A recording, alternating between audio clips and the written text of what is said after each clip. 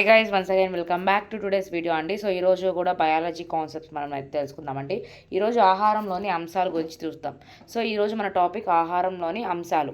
So ఫుడ్లో ఉండే కొన్ని అంశాల గురించి మనం చెప్పుకుందాం. మనం తీసుకునే ఆహారంలో ప్రధానంగా పోషకాలు మనం తీసుకునే ఆహారంలో ప్రధానంగా ఉండేవి పోషకాలు, అంటే ప్రోటీన్స్ ఎక్కువ ఉంటాయి మనం తీసుకునే ఆహారంలో.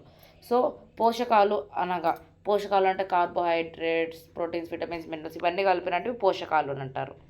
సో మన దేశంలో పోషకాలను అధ్యయనం చేయు సంస్థ. పోషకాల గురించి మనం ఏ ప్రోటీన్స్ తీసుకున్నాం, ఏ న్యూట్రియన్స్ తీసుకున్నాం అని చెప్పి పోషకాలు న్యూట్రియన్స్ అండి. సో మన దేశంలో పోషకాలను అధ్యయనం చేయు సంస్థ ఎన్ఐఎన్, ఇది హైదరాబాద్లో ఉంది. So NIN, Indian institute of nutrients. So ప్రపంచ ఆహార దినోత్సవం ఎప్పుడు అని అంటే October 16. ఇది గుర్తుపెట్టుకోండి, October 16. సో ఫుడ్లో ప్రోటీన్స్ గురించి చెక్ చేసేది NIN, Indian institute of nutritions. ఇది ఎక్కడుంది? హైదరాబాద్లో ఉంది. ఎప్పుడు మనం ఫుడ్ డే సెలబ్రేట్ చేసుకుంటాం, ప్రపంచ ఫుడ్ డే అని అంటే October 16. యుఎన్ఓకి చెందిన FAO 1954 October 16న ఏర్పడింది. FAO యుఎన్ఓకి అంటే ఇది ఫుడ్ ఆర్గనైజేషన్, అంటే ఫుడ్ అండ్ అగ్రికల్చర్ ఆర్గనైజేషన్. ఇది ఎప్పుడు స్టార్ట్ అయిందంటే 1954 October 16న ఏర్పడింది అని చెప్పి. ఈ 16 గుర్తునే ఆహార దినోత్సవంగా, అంటే ఇది 16th స్టార్ట్ అయింది కాబట్టి ఈ 16thనే మనం ఫుడ్ డేగా సెలబ్రేట్ చేసుకుంటాం. ప్రతి పోషకంలో ఉండే ముఖ్యమైన మూలకాలు. ప్రతి పోషకంలో అంటే ప్రతి ఒక్క న్యూట్రియంట్లో ఉండేటివి మెయిన్గా ఏంటి అని అంటే, ఏ మూలకాలు ఉంటాయి అని అంటే, సో కార్బన్ ఒకటి, హైడ్రోజన్ ఒకటి, ఆక్సిజన్, ఇవనేటివి ఎక్కువ శాతంలో ఉంటాయి.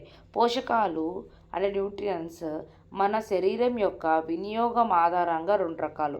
మన శరీరము న్యూట్రియన్స్ని వాడుకునే దాన్ని బట్టి న్యూట్రియన్స్ 2 రకాలు. అవేంటి? స్థూల పోషకాలు, సూక్ష్మ పోషకాలు. సూక్ష్మ అంటే మైక్రో, స్థూల అంటే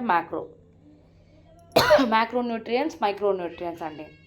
సో ఇక్కడ స్థూల అంటే మ్యాక్రోన్యూట్రియన్స్ గురించి మనం చూద్దాం. మన శరీరానికి అధిక మోతాదులో అవసరమయ్యే పోషకాలు లైక్ పిండి పదార్థాలు, మాంసకృతులు, కొవ్వులు ఇవన్నీ కలిగినటివి స్థూల అంటే మ్యాక్రోన్యూట్రిషన్ అని.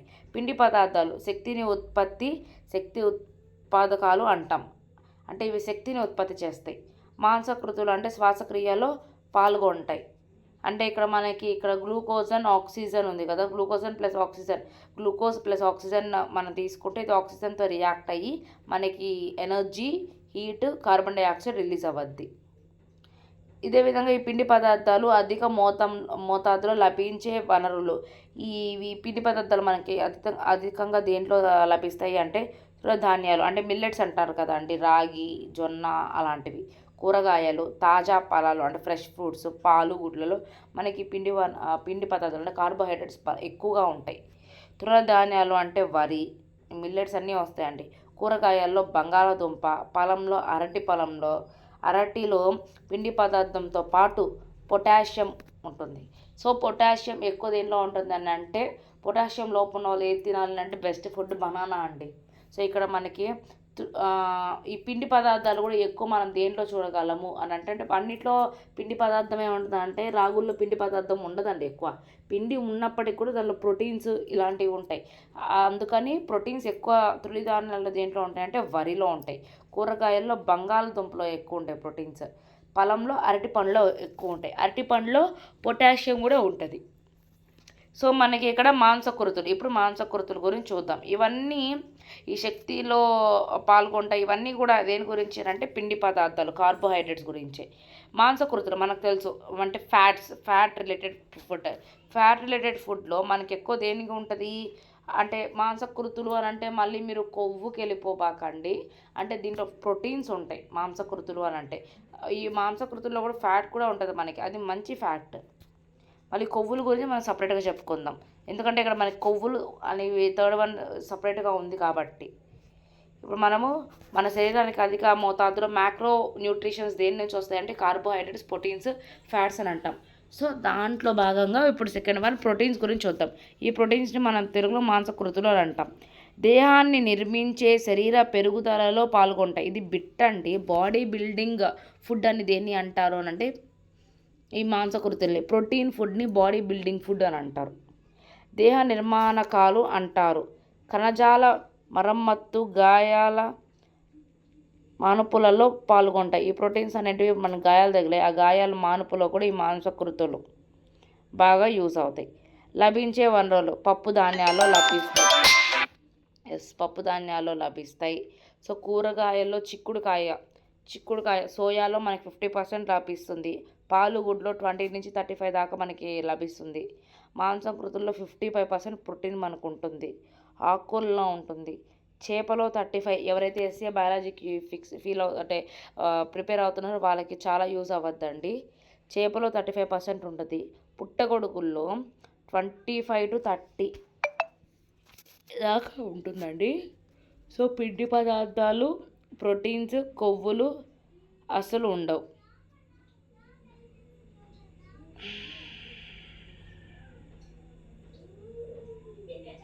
పుట్టగొడుగుల్లో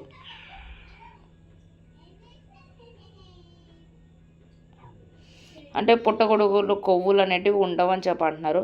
మానవుడికి అత్యధిక ప్రోటీన్ అందించే ఆహార పదార్థం సోయా చిక్కుడు. సో మనకి ఇది పేదవాడి మాంసం అని అంటారండి. పేదవాడి మాంసం ఏంటి అని అంటే సోయా చిక్కుడుకాయలు, సోయా బీన్స్ అంటారు కదా అవి. దాంట్లో ఎక్కువ ప్రోటీన్ ఉంటుంది. జంతు సంబంధ పదార్థం ఏదైనా ఉంది దాని నుంచి ఎక్కువ మనకి వస్తుంది అని అంటే అది మాంసం. నాన్ మనకి ప్రోటీన్ ఎక్కువ వస్తుంది. అదేవిధంగా వీటితో పాటు అత్యధిక ప్రోటీన్ లభించే పదార్థం ఏమైనా ఉంది అని అంటే అది స్పైరులిన్ 60%. ఇది ఒక రకమైన శైవలం. ప్రోటీన్ పౌడర్లో తయారీలో, ట్యాబ్లెట్స్ తయారీలో వాడతారు. ఈ స్పైరులిన్ అనేది ఒక ప్రోటీన్ అండి. ఈ ప్రోటీన్ మనకి ఒక శైవలం.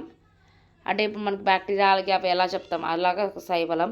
సో ప్రోటీన్ పౌడర్స్లో ఎక్కువ ఈ స్పెరులైన్ వాడతారు. స్పెరులైన్ అంటే ఇది ఒక నాచుతో తయారు చేస్తారండి. సముద్రం నాచుతో, ఒక ఆల్గే అని చెప్పచ్చు. సో ఒక నాచుతో తయారు చేస్తారు. ఈ నాచుని తినే తాబేలో చాలా వరకు ఎక్కువ సంవత్సరాలు బతుకుతుందండి.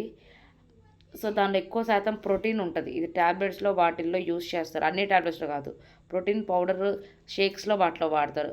ఇప్పుడు మనం కొవ్వులకు వస్తే, కొవ్వులు శరీరంలో ఎక్కువ మోతంలో నిల్వ చేసుకుంటాయి. కొవ్వులో శక్తి నిల్వకాలు ఉంటాయి. సో ఇప్పుడు మనకి ఫ్యాట్స్లో మనం చూస్తే శక్తి నిల్వకాలు దేంట్లో ఉంటాయి అని అంటే ఫ్యాట్స్లో ఉంటాయి. లభించే వనరులు వృక్షం అంటే చెట్ల నుంచి నూనె గింజలు ఉంటాయండి. దాంట్లో నుంచి మనకి ఫ్యాట్స్ ఎక్కువ లభిస్తాయి. లేదంటే జంతువుల్లోంచి పాలు పదార్థాలు, గుడ్లు, మాంసం నుంచి మనకి ఫ్యాట్స్ అనేటివి వస్తాయి. మన శరీరానికి శక్తిని ఇచ్చే శక్తి ఇంధన వనరుగా ఉపయోగపడేది కొవ్వులు. క్రీడాకారులు, గర్భవతులు తగిన శక్తినిచ్చే ఆహార పదార్థం పిండి పదార్థాలు. సో క్రీడాకారులకి, గర్భవతులకి తగిన శక్తినిచ్చే ఆహార పదార్థం ఏంటి అంటే పిండి పదార్థం. ఉపవాస సమయంలో ఉపయోగపడేది కొవ్వులు. మనం ఉపవాసం ఉన్నప్పుడు మన బాడీలో ఏమైనా కరుగుతాయి, మనకి అప్పుడు ఎనర్జీని ఇచ్చేది ఏమైనా ఉన్నాయనంటే ఫ్యాట్స్. సో ఇప్పుడు ఈ ప్రెగ్నెంట్ లేడీస్కి, అలాగే ఎవరైనా స్పోర్ట్స్ పర్సన్స్ ఉంటే వాళ్ళకి యూజ్ అయ్యేది ఈ మనకి పిండి పదార్థాలు, కార్బోహైడ్రేట్స్ అండి. సో పిండి పదార్థాలు మనకి చూస్తే మనకి దానిలో గ్లూకోజ్ పర్సంటేజ్, గ్లూకోజన్, కొవ్వులు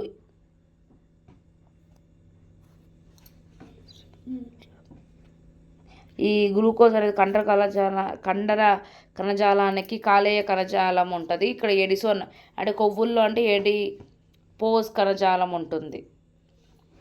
ఇక్కడ నిర్వహణ పరీక్షలు మనం చూస్తే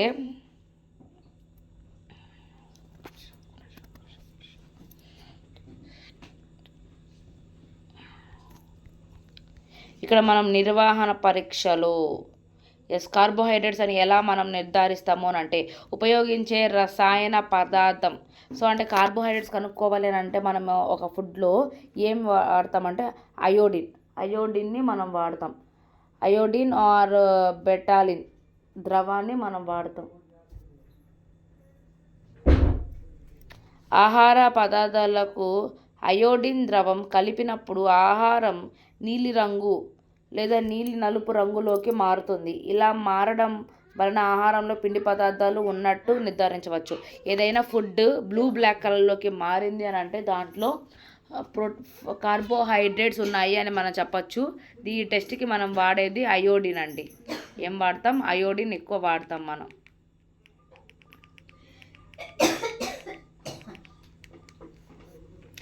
దీని వల్ల అదే విధంగా మొక్కల్లో పత్రాలకు అంటే ఆకుల్లో మనం ఆకులు అనేటివి మనకి ఆహార కర్మాగారాలు అని అంటారు. అంటే మనకి లీవ్స్ వస్తే లీవ్స్ తీసుకుంటే ఫుడ్ స్టోరింగ్ పార్ట్ ఏదైనా ఉంది మనం ప్లాంట్లో అని చూస్తే అది లీఫే అండి. సో అలాగే పత్రాలను మొక్క వంట గది అని అంటారు. అంటే లీవ్స్ని మొక్క వంట గది అని అంటారు, కిచెన్ అని అంటారండి. సో హరిత రేణువులోనే కిరణజన్య సంయోగక్రియ జరుగుతుంది. ఇక్కడ మనకి ఒక ప్లాంట్ యొక్క లీఫ్లోనే మనకి ఫోటోసింథసిస్ అనేది జరుగుతుంది. ఈ ఫోటోసింథసిస్ మనకు తెలుసు, మన carbon dioxide, water, sunrise, chlorophyll వాడుకొని, క్లోరోఫిల్ అనేది ఒక గ్రీన్ పిగ్మెంట్ అంటే ఈ గ్లూకోజు, ఆక్సిజన్, వాటర్ రిలీజ్ అవుతుంది. ఈ విధంగా మనం అనేది ఒకే ఒకటి సింపుల్గా గుర్తుపెట్టుకోవచ్చు అండి. పిండి పదార్థాల్లో మనము బ్లూ బ్లాక్ కలర్లోకి చేంజ్ అయితే దానిలో కార్బోహైడ్రేట్స్ ఉంటాయి. దాన్ని వాడడానికి ఏ సొల్యూషన్ అంటే అయోడిన్, అంతే. ఇప్పుడు ప్రోటీన్స్కి వస్తే ప్రోటీన్స్ ఎలాగా టెస్ట్ చేస్తాము అని అంటే ఇక్కడ దీని రసాయన పదార్థం ఏంది అని అంటే C4SO4 NaOH ద్రవం వాడతామండి. అంటే copper sulphide caustic soda, NaOH అంటే కాస్టిక్ సోడా. ఎస్, ఇక్కడ మెన్షన్ చేస్తున్నాను చూడండి. మైల్లోతు 2%, 10%. అంటే 100 ml నీటిలో 2 grams కాపర్ సల్ఫైడ్ కలిపితే 2% కాపర్ సల్ఫైడ్, ఇట్లా 10 grams ఈ కాస్టిక్ సోడా కలిపితే సోడియం హైడ్రాక్సైడ్ కలిపి ఈ రెండు కలిపితే మనకి సోడియం హైడ్రాక్సైడ్ అనేది వస్తుంది. ఆహార పదార్థాలు 2%, 10% కలిపి ఆహార పదార్థం ముదురు నీలి రంగులోకి లేదా ఉదురు రంగులోకి లేదా వంకాయ రంగులోకి కానీ మారితే దాంట్లో ప్రోటీన్ ఉన్నట్టండి. మనకి 6th క్లాస్ టెక్స్ట్ బుక్లో వస్తుంది. ఆధునిక పోషక శాస్త్ర నిపుణుడు అంటే పోషకాల గురించి అధ్యయనం చేసిన ఒక నిపుణుడు ఎవరు అంటే లెవోయిజర్. ఈ లెవోయిజర్ మనకి ప్రోటీన్స్ గురించి ఎక్కువ టెస్టులు చేసి చెప్పడం అయితే జరిగింది.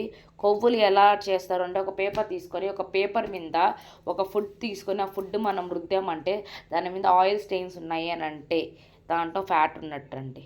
సో ఇక్కడ చూడ పేపర్ పరీక్ష, పారదర్శక పరీక్ష ద్వారా నిర్ధారిస్తారు కొవ్వుల్ని. సో ఇవన్నీ మ్యాక్రో న్యూట్రియన్స్ అండి. ఇందాక మనం చెప్పుకున్నాం న్యూట్రియన్స్ ఎన్ని రకాలు అంటే 2 రకాలు. సో ఏవంటే అవి మ్యాక్రో, మైక్రో అని చెప్పుకున్నాం, అవునా కదా అండి? సో ఇప్పుడు మనకి మ్యాక్రో అనేది కంప్లీట్ అయింది. మనం మ్యాక్రో కంప్లీట్ అయింది, మైక్రో ఉంది. సో సారీ, నేను ఒక్కసారి స్కిప్ చేసేసాను, సారీ. Yeah, so